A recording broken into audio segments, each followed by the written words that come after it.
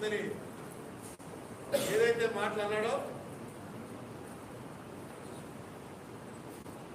Established రాజకీయ diplomacy తెలుసున్న వాళ్ళు ఎవరో ఆ రకంగా మాట్లాడరు. మా ఉద్దేశంలో ఇది ఖచ్చితంగా చాలా మంచి గుణం. ఈ గుణాన్ని మెయింటైన్ చేస్తే మంచి జరుగుతుంది.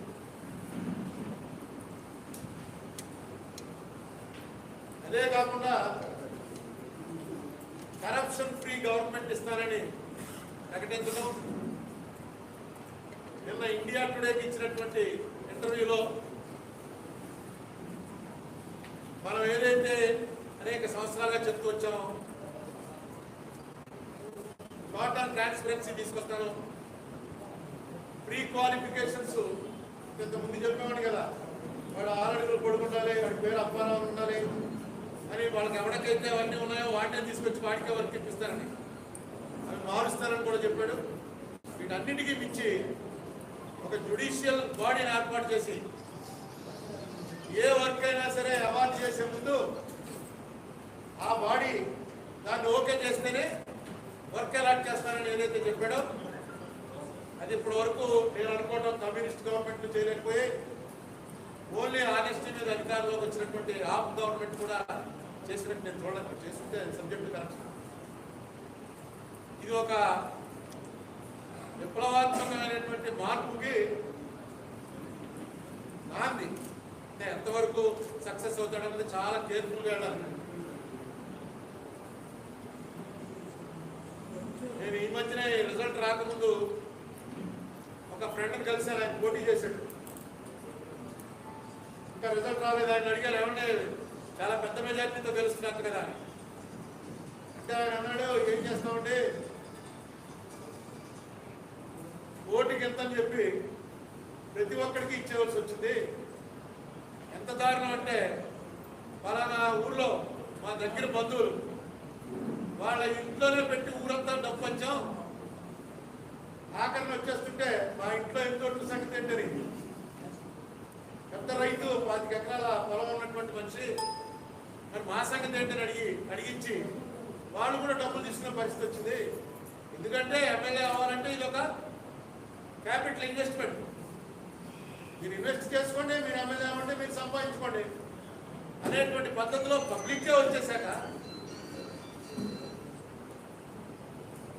టోటల్గా కరప్షన్ ఫ్రీ గవర్నమెంట్ ఇస్తానని ఏదైతే జగన్మోహన్ రెడ్డి ప్రకటించాడో దానిని నిజంగా ఆచరణలో తీసుకురావడానికి ముందు మీ ఎమ్మెల్యేలను ఒప్పించండి, ప్రజలను ఒప్పించండి. ప్రజలే ఓటుకు ఎలక్షన్ అంటే 1000 ఇస్తారా 2000 ఇస్తారా అనేటువంటి పద్ధతిలో ఉన్నారు. దానివల్ల వాళ్ళకి వచ్చేటువంటి నష్టాలేంటో తెలియజేయండి బాగా. ఇక ముందు నెక్స్ట్ ఎలక్షన్కి డబ్బిచ్చిన వాళ్ళలో ఓడిపోతాడు అనేటువంటి అట్మాస్ఫియర్ తీసుకురావడానికి ప్రయత్నం చేయాలి. ఆ ఉద్దేశంలో పొలిటీషియన్ ఎవడో కూడా డబ్బు సంపాదించుకోవడానికి రాజకీయాల్లోకి రాడు. ఆల్రెడీ డబ్బు సంపాదించుకున్న ఇండస్ట్రియలిస్టులు కొంతమంది పెరగడానికి వస్తారేమో, వాళ్ళు ఇంకా 50% దాట్లా. బేసిక్గా పొలిటీషియన్ అనేవాడు అదొక వ్యసనం. దాన్ని లాగేసి అందుకే పబ్లిక్లో ఉండాలి, ఆ జైలు పట్టించుకోవాలి, మన అధికారం మన చేతిలో ఉండాలి అనేటువంటి పద్ధతిలోనే వస్తారు తప్ప పెట్టుబడి పెట్టి లాభాలు లాభం అనేటువంటి ఆలోచనలో రాజకీయాల్లోకి వచ్చేవాళ్ళు చాలా తక్కువ మంది ఉంటారు. కానీ పెట్టుబడి పెట్టేశాక అప్పు తెచ్చి పెడతారు, ఆస్తులు అమ్మేసి పెడతారు, ముందు అది ఎలా లాగేద్దామని ఆలోచన వస్తుంది. ఇప్పుడు మొట్టమొదట మన జిల్లాలో ఇసుక ఆఫ్ చేయాలి. ఇదే పెద్ద ఛాలెంజ్. ఏ ఇసుక వల్ల అయితే చంద్రబాబు నాయుడు గారి గవర్నమెంట్ అన్పాపులర్ అయిపోయే దాంట్లో కనీసం 25% కంట్రిబ్యూషన్ ఇస్తే మీరు అది స్టార్ట్ చేసేటప్పుడు మీ ఎమ్మెల్యేలని వాళ్ళని కాన్ఫరెన్స్ లో తీసుకుని వాళ్ళని కన్విన్స్ చేసి ఇది, ఎందుకంటే ఇది చెప్పడమే ఇప్పటివరకు భారతదేశంలో నా ఉద్దేశంలో అందరూ ఎలక్షన్ ముందు చెప్తారు మీకు అవినీతి రహితమైనటువంటి ప్రభుత్వం ఇస్తామని.